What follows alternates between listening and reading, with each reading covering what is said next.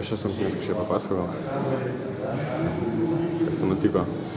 Nieko nenutiko, po šiek tiek esam pervarę 4 varžybos per savaitę ir ką žinau, lygos komanda gerai žaidė ir turėjo vakar pailsėję, galia mums pritruko jėgų, taip kad nieko čia nenutiko.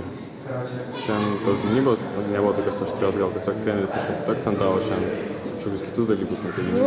Ta prasme, treneris vieną dieną akcentuoja vienokią gynybos sistemą, kitą kitokią. Čia ne pagrindinis dalykas laimėtas varžybos, o esmė, kai mes bandom variantus, kokie mums tinkami tiek gynybos, puolimo iš vis praktiškai dar neturim nieko. Ir žiūri treneris, kas mums geriausiai tinka. Kaip pačiam, kaip treneris, kaip tavo žaidėjus, jo tie deriniai siūlomi, tau atrodo tinkami? Aš sakau, dar mes neturim nieko kažko puolimo, taip kad žaidžiam tokį dar chaotišką krepšinį.